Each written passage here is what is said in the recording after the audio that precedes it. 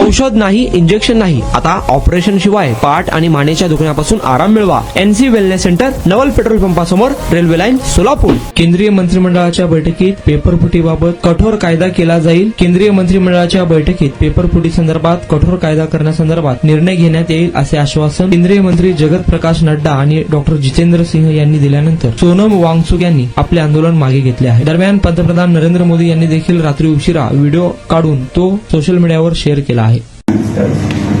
So with that being fulfilled, I am grateful and I will be happy to break my fast. Thank you. Thank you. Thank you. Thank you. I have my leader from the apex body of Ladakh and the KCA were also here and they have flown all the way from Ladakh and I'm grateful to them. Thank you.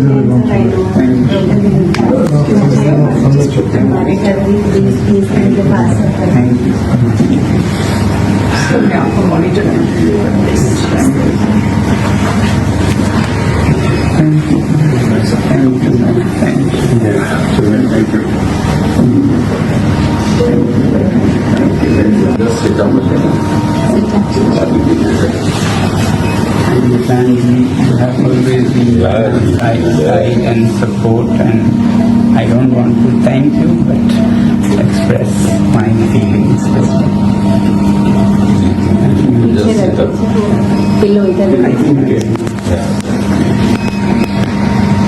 आणि आता अवस्था अशी व्हायला लागली होती की मी बसत किंवा उभं राहत नव्हतो, तर जास्तीत जास्त झोपून राहायचा प्रयत्न करायचो.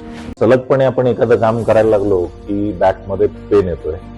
सुरुवातीला मी त्याला इग्नोर करायचा प्रयत्न केला, त्याच्यानंतर मला जाणवलं की इग्नोर करून हे काही कमी होत नाही. या ट्रीटमेंटच्या दरम्यान मला कुठल्याही गोळ्या किंवा इंजेक्शन घेण्यासाठी सुचवलं गेलं नाही. मला पाठदुखीचा खूप त्रास होता. आयुष हॉस्पिटल जयसिंगपूरमध्ये दाखवलं, त्यांनी त्यावर मला सर्जरीचा सल्ला दिला. त्यामुळे मी आज साधारणपणे 90% पर्यंत रिलीफ आहे. 1 वर्षापासून कंबरदुखीचा त्रास जाणवू लागला. जवळपास माझे आज 20 सेशन झाले, तर मी आज ठणठणीत बरा आहे.